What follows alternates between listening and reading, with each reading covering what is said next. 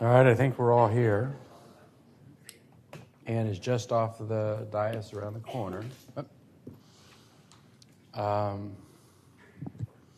going to call to order today's special meeting. It is May 2nd at 1:18.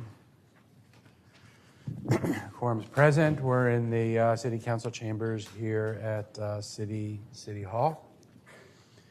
We're going to discuss and possibly take action on the 5 questions that the manager asked, plus some additional direction. Colleagues, before we get started, I just want to recognize that Sarah Hensley's, I know you're waving us off, but we're not going to quite do that.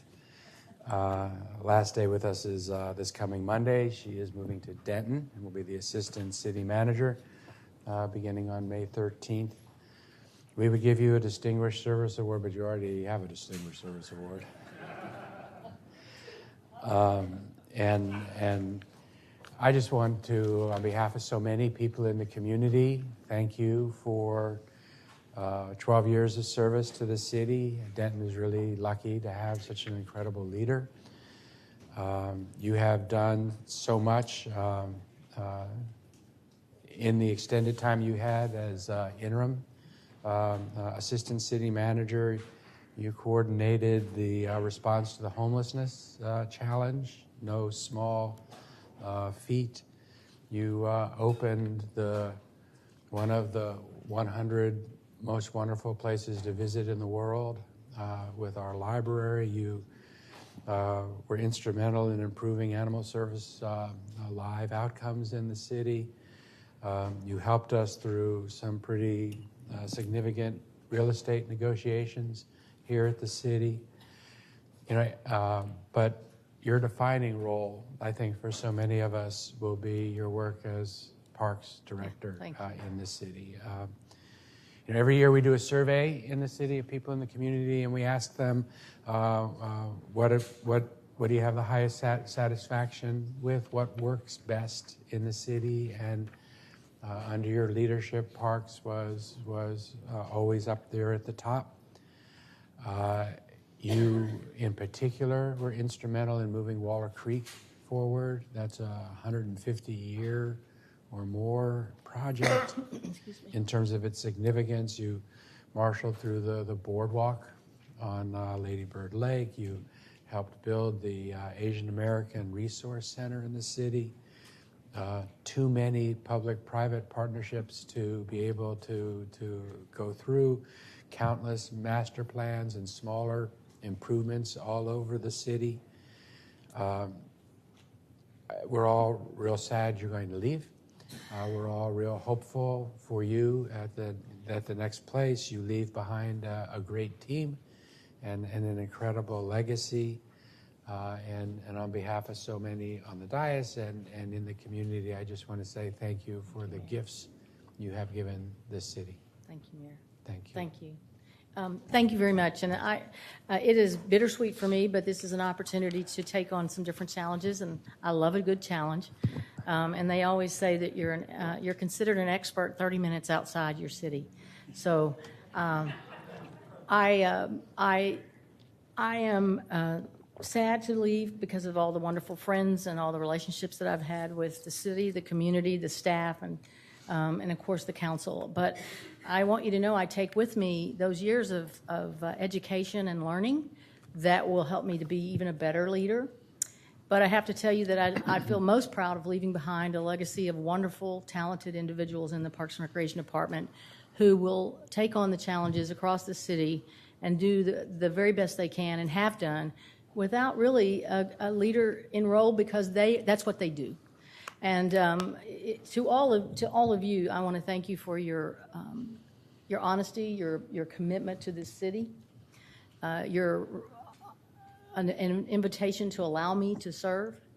But the other thing I want to say is I want to thank Elaine Hart, because I would not have had the opportunity to serve 2 years as an interim assistant city manager and gain that experience that has allowed me to take this other job And I will be forever grateful for you for that. And so I leave you as not goodbye, but hopefully maybe see you later or see you on I-35 because I'll be coming home a lot because I still consider Austin my home. Thank you very much. Thank you.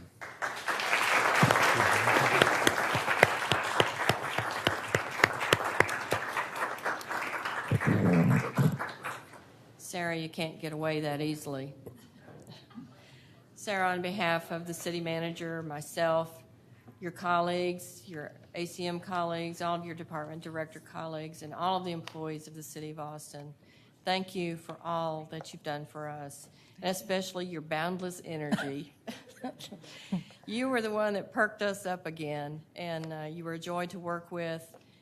Sarah never said no when I asked her to do anything, and that's what I love most about her and her capable bringing people together. She's a collaborator. She's got great contacts in the community, but she also has the ability to pull people together and move them in the same direction. But thanks again for everything you've done for the city, Sarah. Oh, thank you. And It's my you're pleasure. just down the road from That's me, right. so stop by sometime. I will. Thank you. It's been a real pleasure. It really has. Thank you. Loved having you. Thank you. Mayor? Mayor? Yes, Leslie. I wanted to make Sarah come back up to the podium one more time. Yeah, you're not going to get away that easy. I wanted to thank you, Sarah, for all of the leadership that you've shown here to the city of Austin, all that I've learned from you. Thank you. As a newbie council member and going forward, and for you, the joy that you bring to the work here.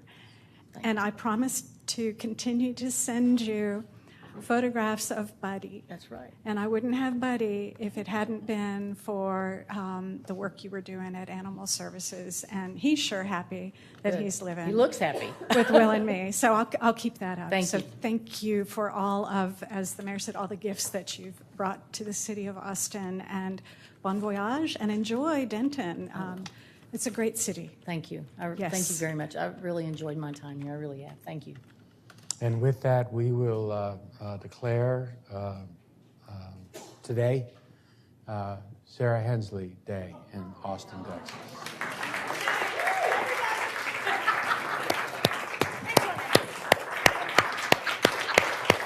Thank you. Thank you very much. Thank you. Wow. Thank you.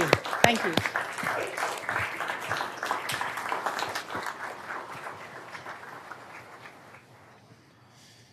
All right, colleagues, let's see if we could knock this out in the next 20, 30 minutes. No? Just checking. I'm going to try and take inventory of what I have in front of me to make sure that I have everything. There was a posting that the staff sent out that had all the changes that we adopted in the base document. Staff gave that to us, and at the same time, staff gave us an Excel spreadsheet that had 17 amendments. That was incredible work by staff in a really quick period of time, so everybody that had a hand in getting those documents to us, incredible job. Just so that you know what I'm looking at up here, in case you're curious, and I've handed out to everybody and have posted onto the message board, is I took the two documents from that the manager had laid out, the Excel spreadsheet. I've numbered the amendments 1 through 17 in the left-hand column in an Excel spreadsheet that I handed out. And then I handed out what was the staff's document, but I put the pinned amendments into it. So we have a document that has the Excel sheet with its numbered, and we have the base document with the pinned amendments shown. It's in red. On that document, there are a couple places where there's stuff in blue, and blue is where somebody was amending something with a pinned amendment that was language that was otherwise taken out.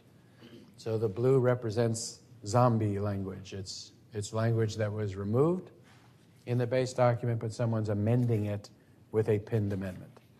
That's only happened in like 1 or 2 places.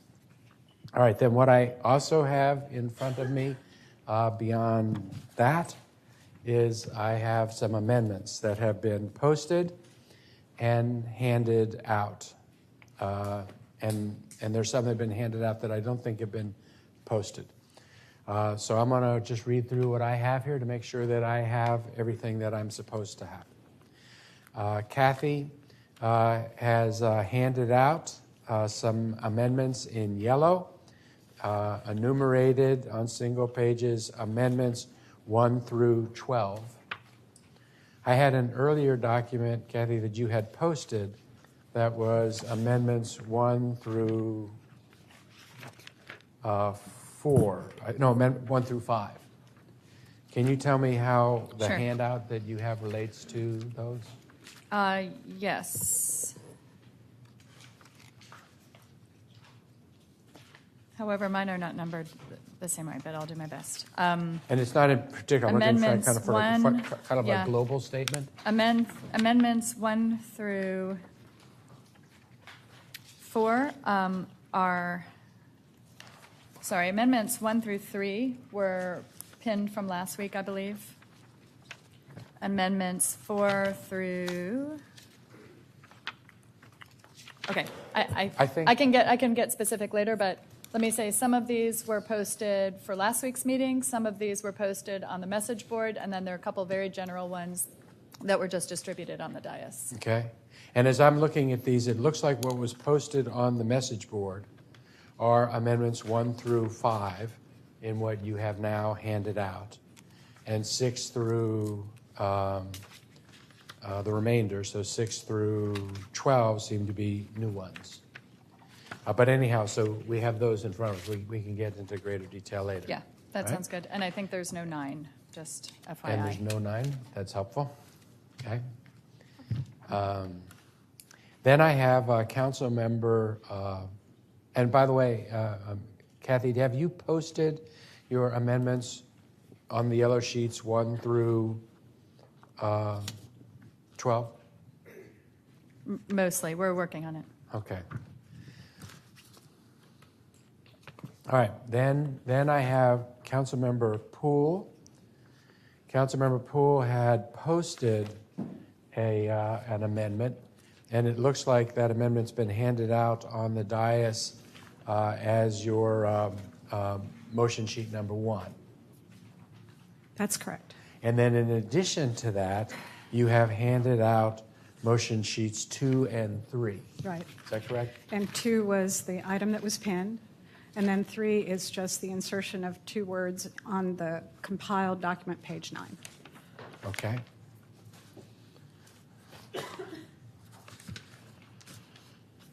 And by compiled document, I mean this one that is the updated from 425 document, Okay. down at the very bottom of page 9. Okay. And then I have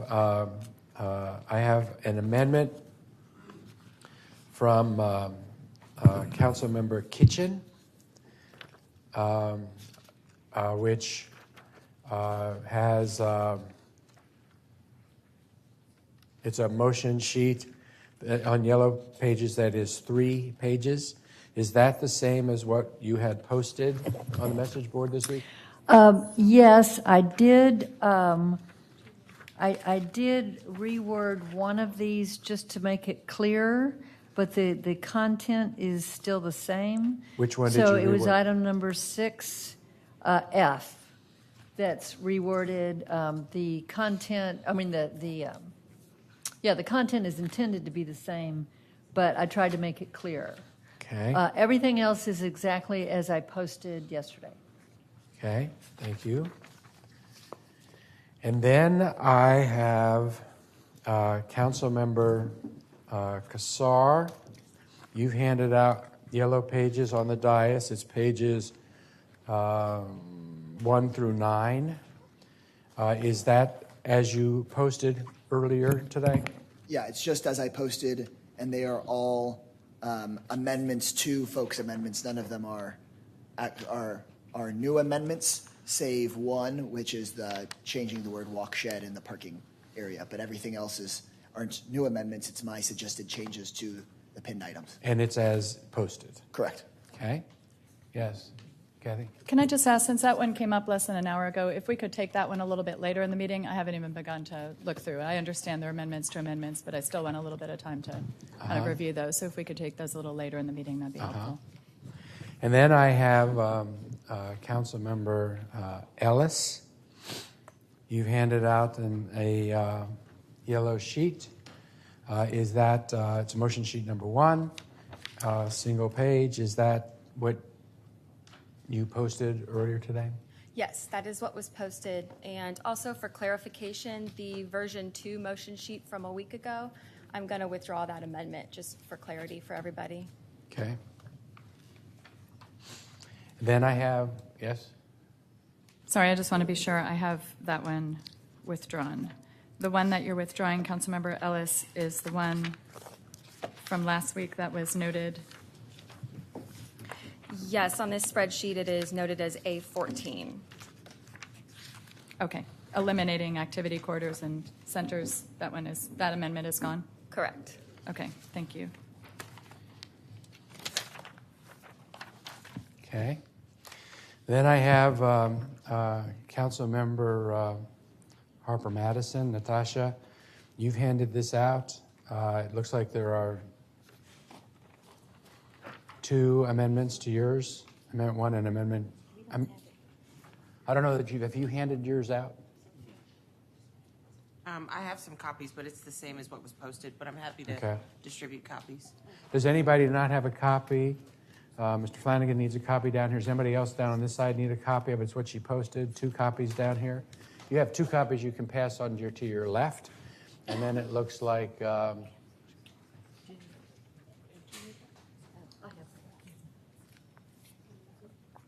we just pass them out to everybody, and then I'll make sure the clerk gets them? yeah, I just didn't know she had enough to be able to pass them out to everybody.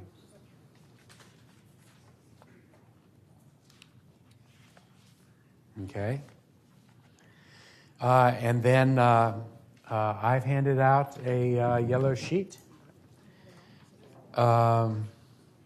It has 2 amendments on it, and it's as I posted onto the message board.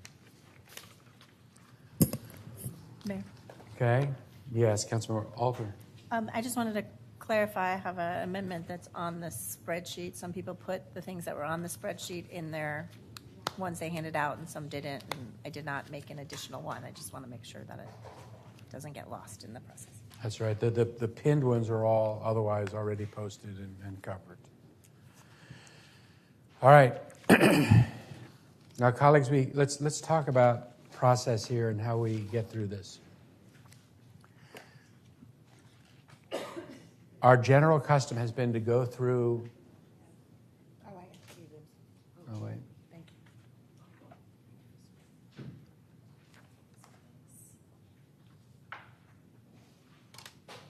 you. Okay.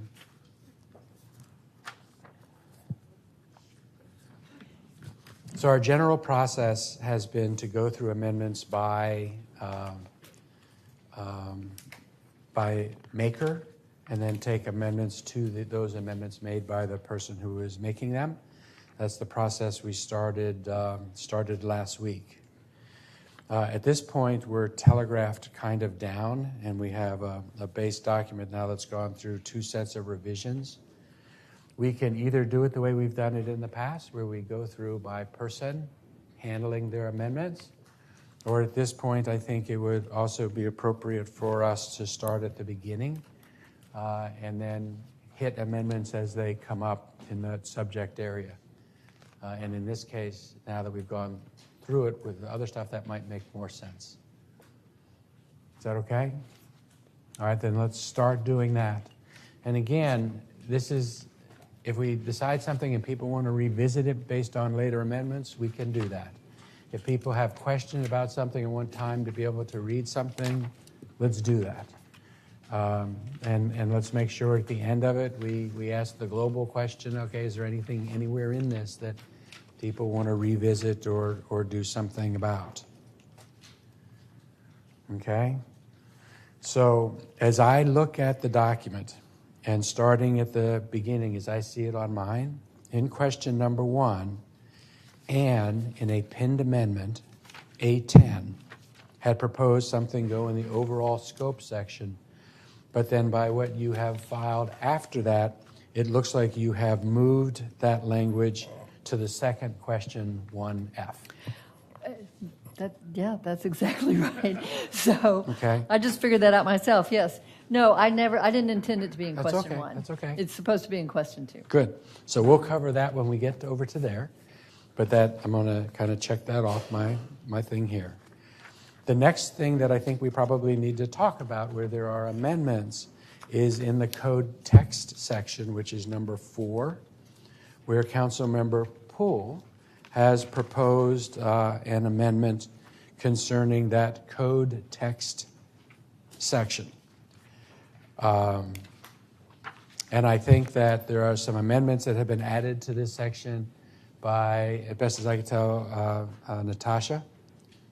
Councilmember Harper Madison, I think, has amended on top of your amendments. So what I would do is I would begin with Councilmember Poole and let her lay out and explain her amendments to that section. And then we can talk about things that other people want to change, and then we can figure out what we want to do with that section. Yes. That's great. Thanks, Mayor. Hang on one second. Let me, Kathy? Mayor, if I may, I just want to reserve the right to go backwards. For example, I missed the opportunity to say that I have an amendment for 1. Based on how we did the process the other day, I organized everybody alphabetically, including my own, and so I have no concept of, they're not organized via question. So after we take Absolutely. Councilmember Poole's, could we bounce back up to 1? And I'm probably going to have to do that on and off all day long. And that's fine. And if for whatever reason you miss anything Yeah. and you don't catch it till 45 minutes later, it is always in order to do that. All right, Leslie, you want to lay out your change Sure. and start there? Yeah, I'll explain what my amendment is, but before I do that, I just wanted to note that Councilmember Harper Madison's amendment and Councilmember Ellis's amendment is actually an A, which I am not amending. So if you, but I would say that I don't necessarily have any concerns with their wording amendment. That was on language, Mayor, that you had inserted last week, but that we had never talked about. Okay. But I'm happy to pick up at B, but I just wanted to make it clear that A, I'm not amending A, so if you want to bounce back to that after I talk Okay, about well, we mine. could just ask real fast. Does anybody have any objection? Harper Madison and Ellis proposed that section A, the first sentence, add the words allowable and add the words reduced overall flood risk. And I'm going to read the sentence. As amended, it would read, the revised code text and map should result in reduced citywide allowable impervious cover, comma, improved citywide water quality, comma, and reduced overall flood risk. Does anybody have any objection to those changes? Yes, Councilmember Alter. I'm not sure that I have an objection, but I have a question for staff. Okay. I don't know if Ms. Tovo had something else, or should I? I have a question, so maybe you'll answer. Okay. So this is, I think, for the planning and watershed staffs. So I'm struggling to understand how we can achieve a goal of reducing allowable impervious cover while mapping entitlements that increase impervious cover in the interior of currently single-family neighborhoods. So I wanted to ask our planning and watershed staff if they could share with me any thoughts they have about how we can achieve this. Matt Holland, Watershed Protection. I'm going to bring up planning and zoning as well for the zoning piece.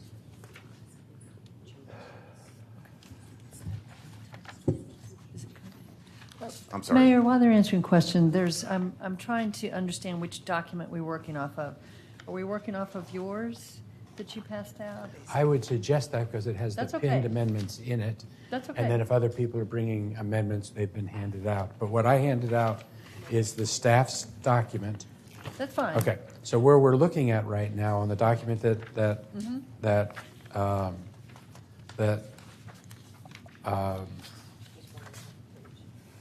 got handed out Yes. was item number 4, code text. Okay. And what you don't have on that page is the amendment from Councilmember Poole because it was not a pinned amendment. Okay. Yes, this is amending.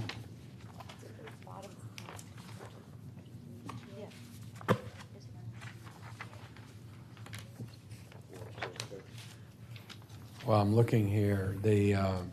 And then the amendment that we'll take up when we get to B is pool motion sheet number 1. Right. So on the page that's been handed out, it has code text. It says there's a paragraph that says the revised land development code, and it ends with administratively. What number is that? That's A, B, C? Okay, it's beginning with code text. There's no letter. It's down at the bottom of page 1. Oh, I got it. I got you. But hang on here. It has that code text. All right. If you go all the way down to the language where it says administratively, period. Okay.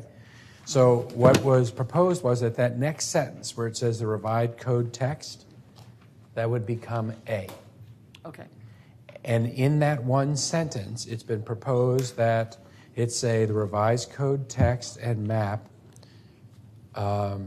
should result in reduced citywide allowable, becomes an added word, impervious cover, comma, strike the word and. So it says, comma, improve citywide water quality, comma, and add the words and reduced overall flood risk.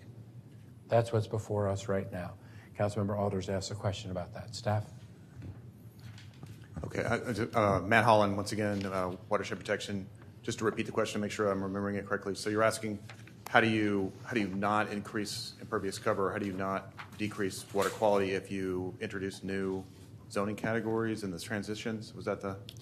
Well, overall, we're increasing the capacity of our zoning code a lot with this direction.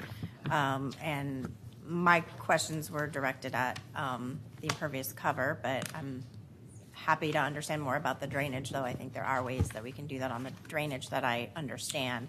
I appreciate the change to allowable because I think it helps it be clearer, but I'm still not totally understanding how you do this big change and end up with a reduced amount of allowable impervious cover.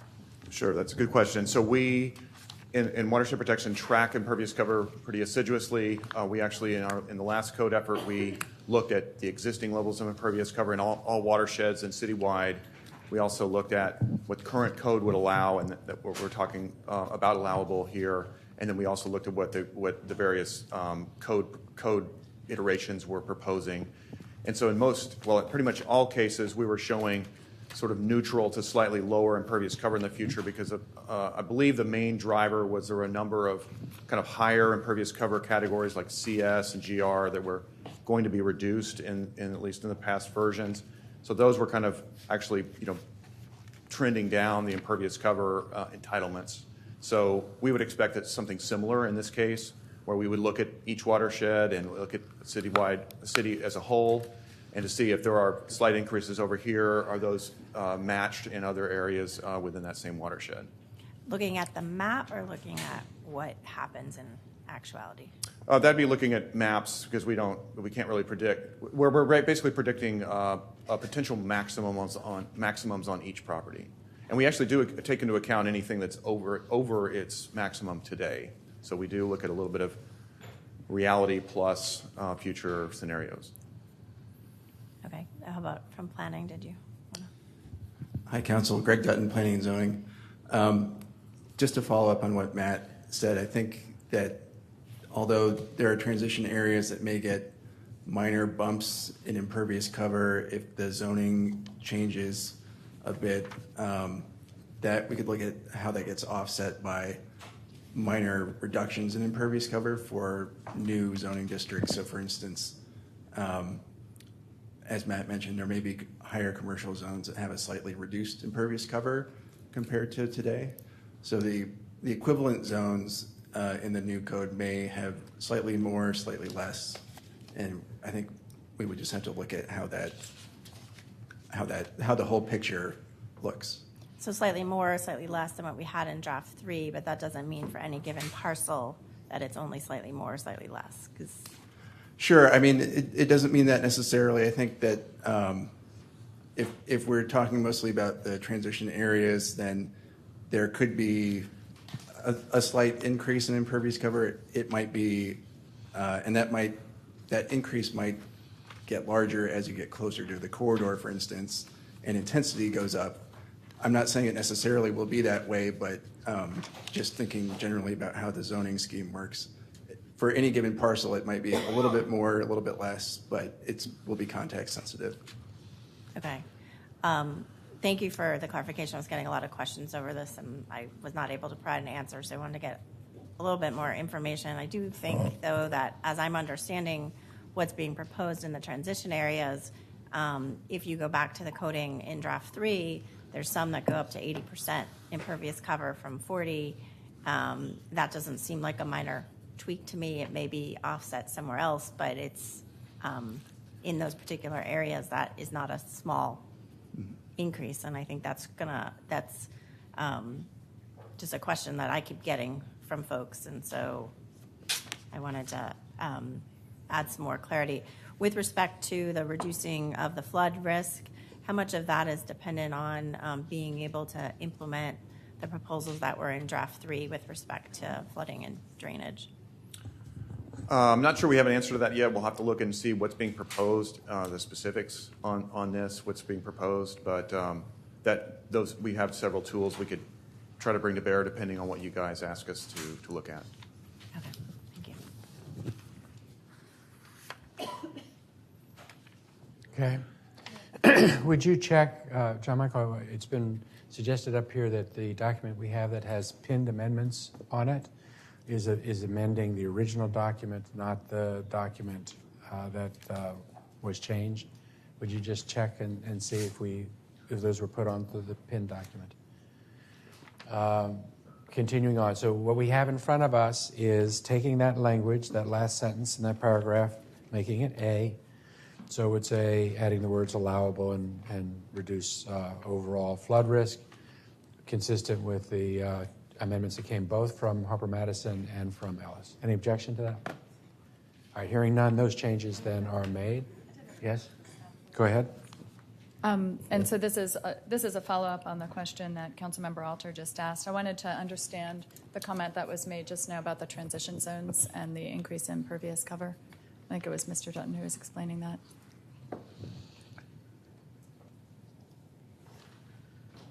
In addition, I would concur with Councilmember Alter. We're receiving lots of questions about this. Can you explain what you were saying about the transition zones, that there would likely be an increase in impervious cover within them? So I don't know for sure if there will be an increase in impervious cover.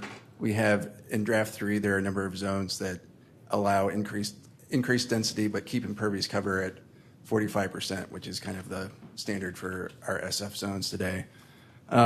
So there may be instances where density is increased but impervious cover stays the same, or there may be instances where density goes up and impervious cover goes up a bit, it really depends on the zone and the development standards for the zone.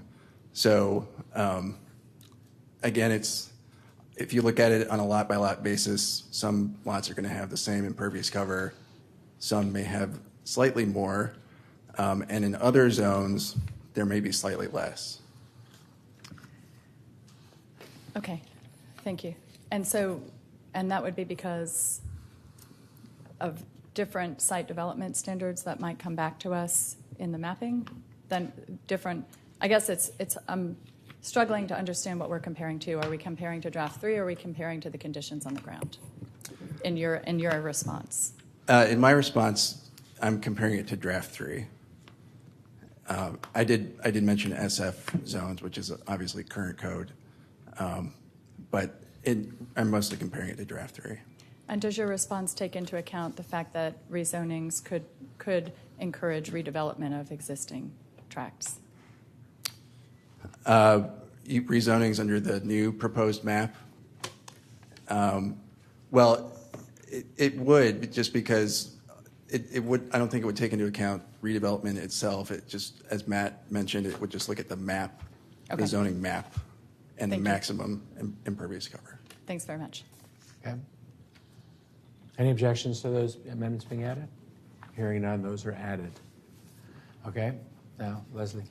So when I inserted B, working with watershed protection, and the gentlemen who are here today helped me with this language, as did Clean Water Action and Save Barton Creek Association, I was taking a stab at clarifying and trying to provide some stronger language to communicate to the public what our goals are as a city, which is to the clarity and the specificity would help us to make measurable progress on our goals for increasing the city's resilience and our commitment to the environment.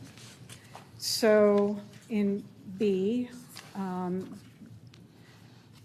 this drills down to say that no provisions in the new code should be construed as weakening our current floodplain regulations, drainage criteria, and water quality regulations and criteria. This language was very important to city staff, that we get this right and that we were specific and comprehensive.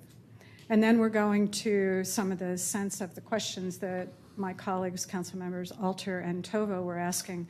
What are we measuring? Are we measuring current conditions on the ground, or are we measuring what the overall amount of impervious cover is in the city? And I'm looking to compare like with like. So methods to measure and options to reduce impervious cover in each watershed, recognizing that each of our dozens of watersheds are unique, and methods to measure and options to improve water quality in each watershed. And then I'm just saying that our staff should develop these methods in the new for the new code, and then incorporate little I and little 2I, these following goals. Reductions in impervious cover citywide should either decrease impervious cover or make no change to each individual watershed. And then little 2I, improvements in water quality citywide should result in improvements in water quality for each individual watershed. And I'm listening to both the community and my esteemed colleagues on the dais and just the general conversation in the public. I think that these are all statements that we would all agree with. I go on in C to take note of Atlas 14, floodplain regulations. Staff have been working on these since we got them, I think it was last September. And here I am urging that we move these forward. They be approved and incorporated with most current rainfall data as soon as possible, so that we have the metrics using the data that's available to us as soon as possible. And that piece there was of particular concern and interest to our staff. And then D just says that asking the manager to report on how revisions to the land development code affect existing environmental regulations. And then I repeat that we understand that the goal of the council is to preserve or increase our current level of environmental protections. So overall, what I'm doing here is bringing clarity and trying to answer some of the questions to nail down some less defined elements of previous language, so that it is as clear as possible for our public. Is there a second to this pool amendment? Okay, Councilmember Alter seconds that. Okay, so that we have the topic in front of us here, I think Councilmember Ellis, you're proposing to amend some of the language that we just saw in your motion sheet number 1 that's been handed out. Ellis, motion sheet number 1. Colleagues, we've already taken care of A. Those changes have already been accepted. So now we're looking at Councilmember Poole's sections B, C, and D. Councilmember Ellis, you want to walk us through the changes you're proposing? Yes, and I very much appreciate Councilmember Poole's work on this. I think it's really important to call out environmental protection as we deal with something as important as land development. One of the adjustments I made, I'll just speak quickly about little I. The addition of the word allowable was something that I also agree with Councilmember Harper Madison, that it provides a level of specificity for impervious cover goals. And then just wanted to kind of reiterate that we're talking about relative to current code. So I think it was probably understood that way, but just wanted to clarify it. And then you will see those same updates made in B, allowable and relative to current code. The reason that I had struggled a little bit with the first sentence was only because there's ambiguity in the word construed, and I wanted to make sure, not knowing your conversations with staff, Councilmember Poole, that we weren't leaving that open to a possible interpretation that was not what was actually intended. And so I thought it also was a bit redundant if Councilmember Harper Madison's incorporations were in there, that it wasn't necessary. And then moving to D, I like protecting the environmental protections that we have, but I like a nod to looking forward about future sustainability.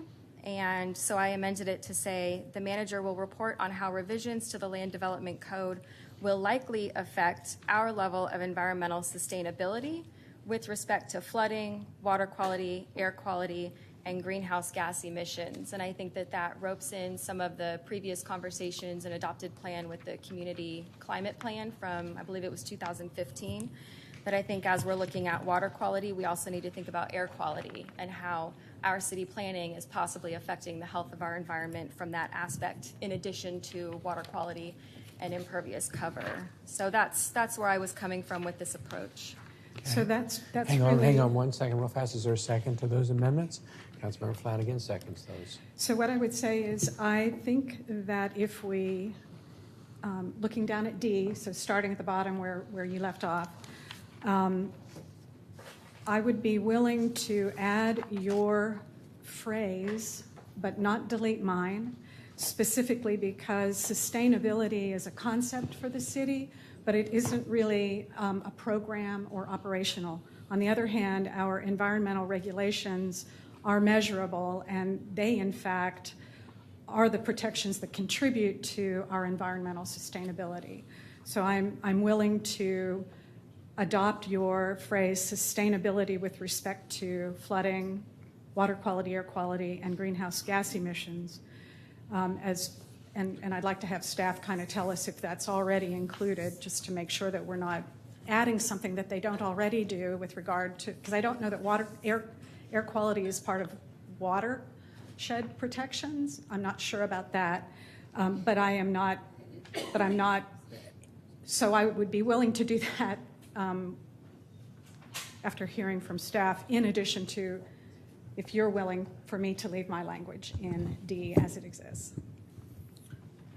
So Matt Holland, once again, Watershed Protection. So we're comfortable with both with these revisions. We think it achieves the same objectives. Councilmember Ellis's are a little broader, but they basically get to the same spot. So we don't see this as weakening that original intent of your original motion. Great. So I would see Councilmember Ellis's additions here as friendly as an addition to my existing language, if that is what she would also agree to.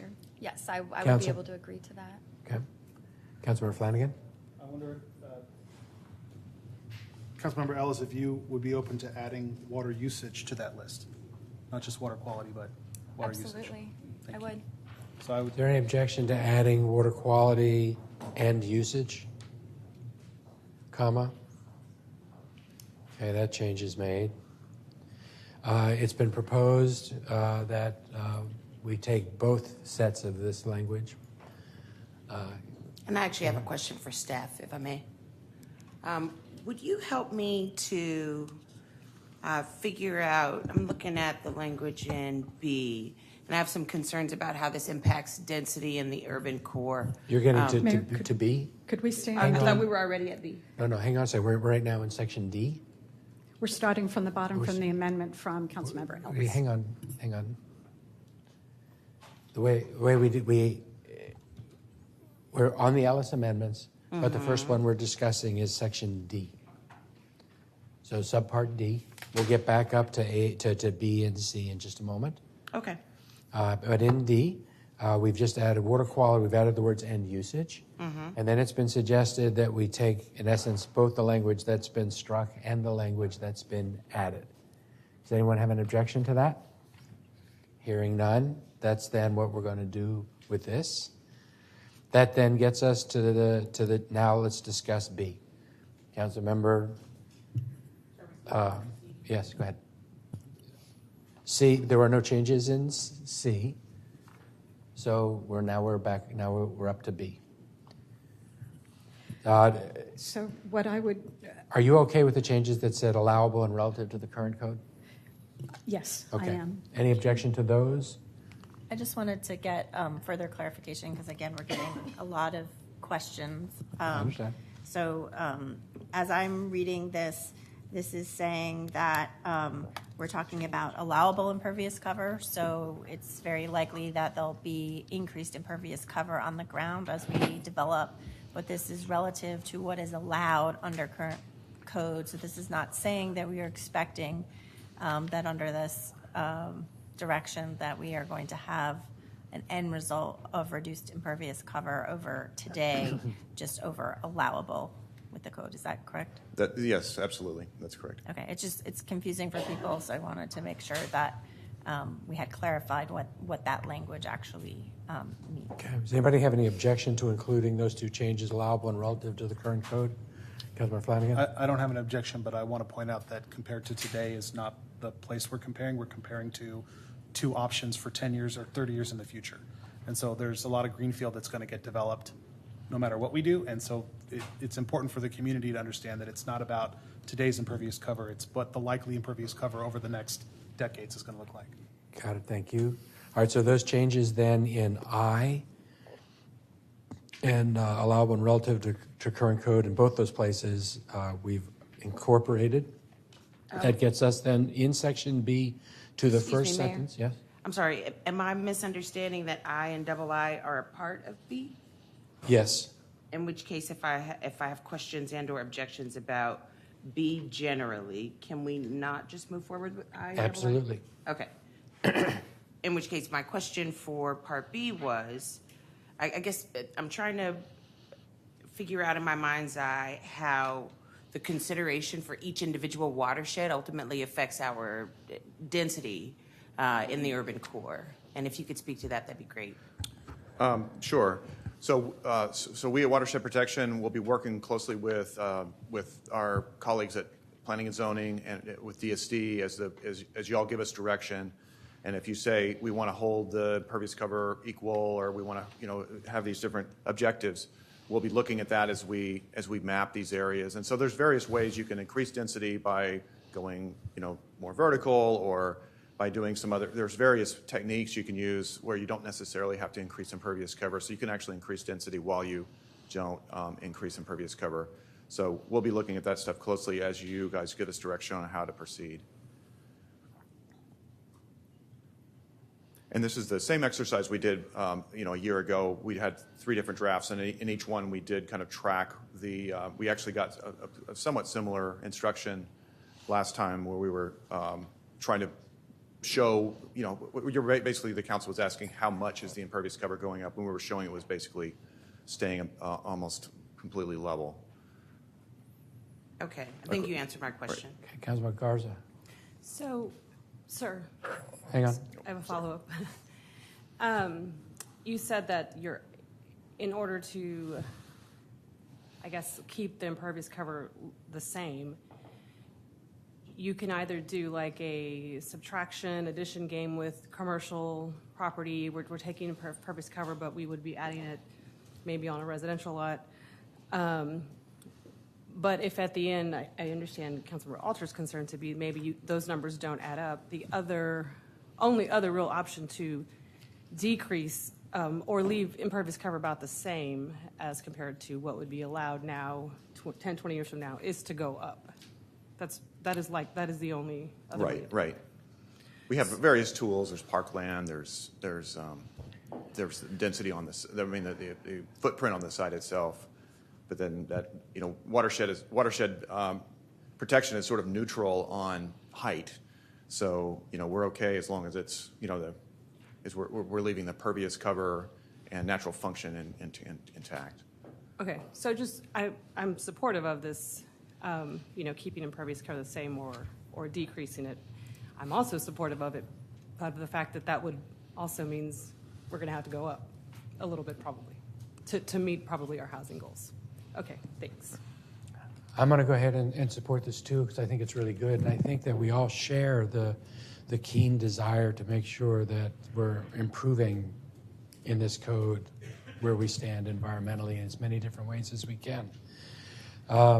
When I first read this, I was a little bit concerned that we were going to be inviting one of the problems I thought we had with the initial code assignment that staff had, where we were asking staff to solve every problem in the city as best they could on every piece of property we had, and it was leading to conflicts that they really weren't in a position to be able to resolve. And I've read this and seen that this does not do that, and there'll be other sections that deal with that situation, and we could discuss that in that situation. So I'm going to hold those kinds of reservations and concerns until we get to those sections of it. So I support this. That's terrific, and thank you for that explanation. I do want to say that I do want to keep in my language that is the introductory sentence to be that Councilmember Ellis had taken out, and I'm thinking that with the additional explanation that we've made here, I may have satisfied her concerns. It sounds like I may have satisfied some others. So, but other than that, I'm willing to take her items as additive, as friendly, but I do not want to lose my the language that I have in there at B. Okay, Mr. Flanagan. A very quick question for staff. We had a speaker last week talk about the quality of the soil has different impacts in terms of pervious or impervious and runoff, and I'm curious if we're dividing this by watershed. Are there watersheds where the soil itself is so dense that it acts as impervious cover as opposed to other parts where it's more pervious? Or is that really not a thing? I don't think we really track soil quality across the city. We have information on soil types. I mean, is and the so difference forth. like narrow, like it's good regardless, and it's not so much of a difference that it's worth digging into?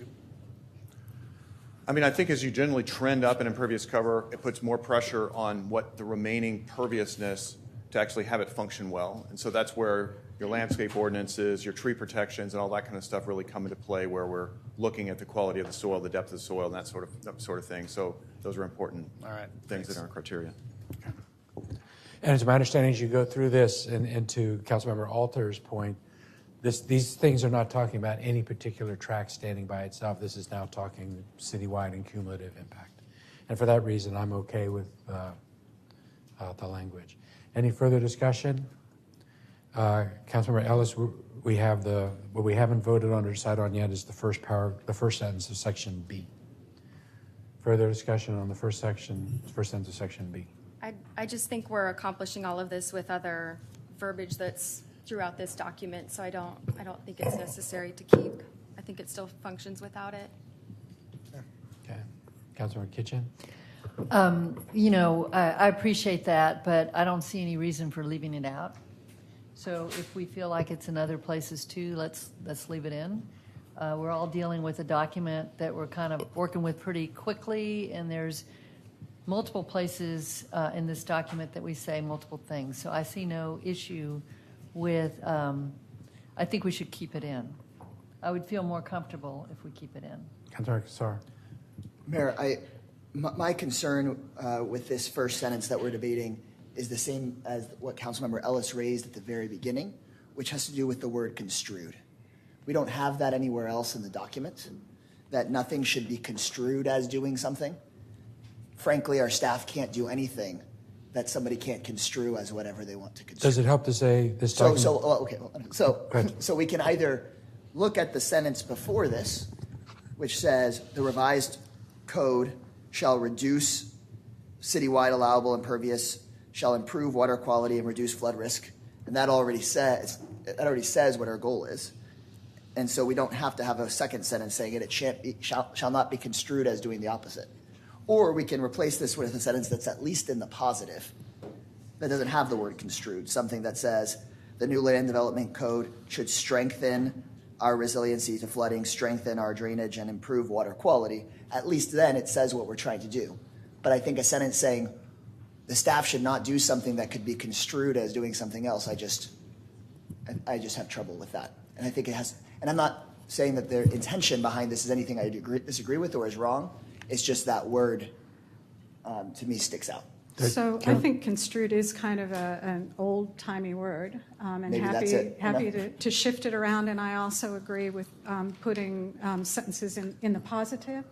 So I'm kind of working through this, just starting with the way you did, Councilmember Kassar, the new land development code shall strengthen or should not weaken current City of Austin floodplain regulations, drainage criteria, and water quality regulations and criteria. And I really have to fight for that enumeration because that was specifically the request of staff. Can we do that? The new land development code should not weaken the current City of Austin floodplain regulations, drainage criteria. Moving on.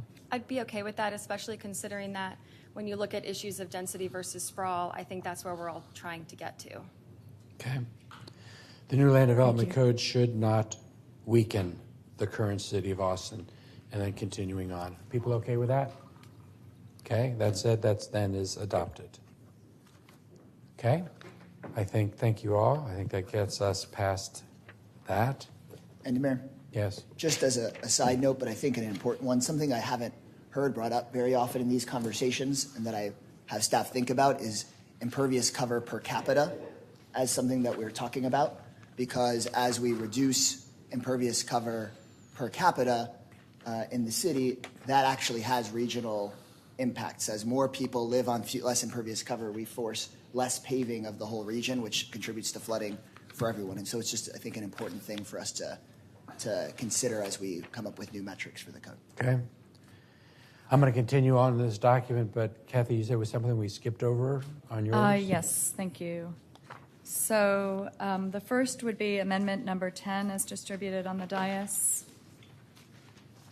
And this would go into the overall scope for question 1.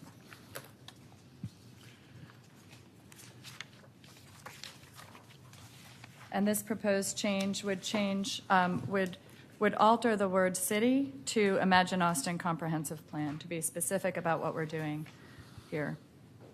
So it would read, the manager should work to deliver a new code that's simplified, can be applied consistently, and furthers the goals of the, and it would change it to Imagine Austin Comprehensive Plan.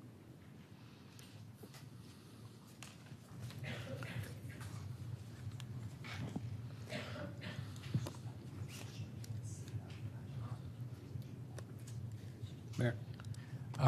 Yes, Councilor Flanagan.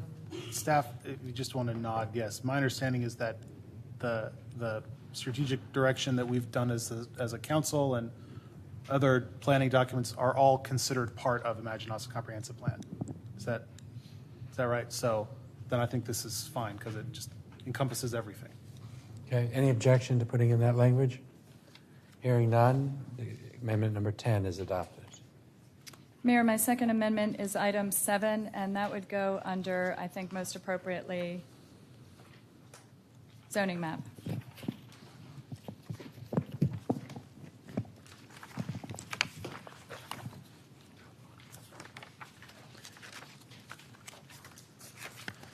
Zoning map, this is section 5. Is that And right? it would add a C. Yes, sorry, amendment 7. Amendment 7 on zoning map. Right now, there's an A and a B. And this would add a C.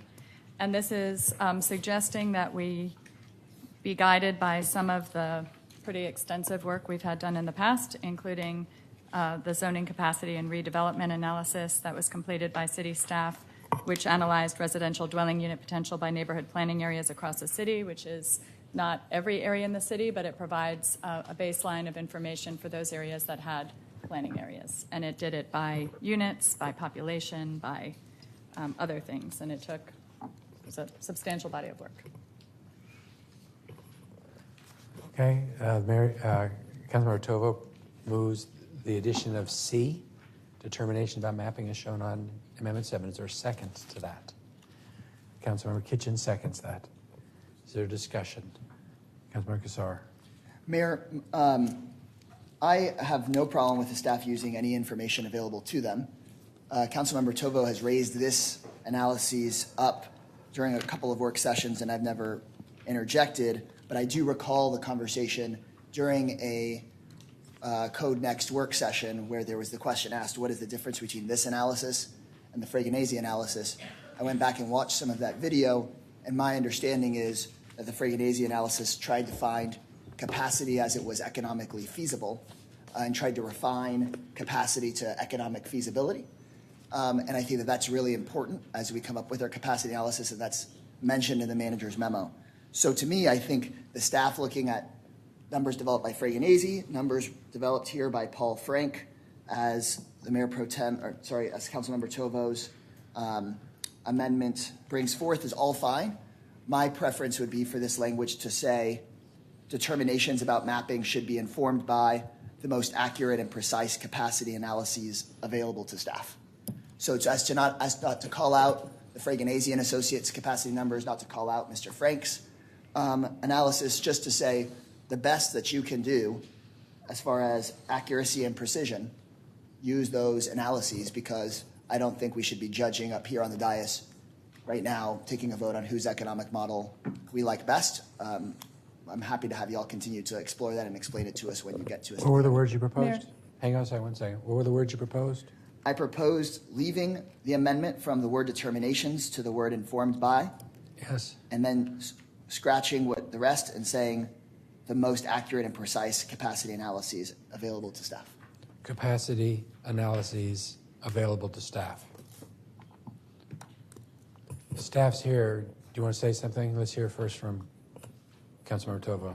Yeah, I guess I feel the way about that as I do about the word construed. You know, I don't know. I think that we should. I appreciate your point, and I would be very happy to integrate into this sentence a reference to Fraganese's capacity analysis. I think they should both guide the mapping, and so that would be my preference. This was a body of work that I don't believe was even consulted in the first round, and I think it should be. So I would propose instead, I have a counteroffer for you, Councilmember Kassar, and that would be to say should also be informed by blah, blah, blah,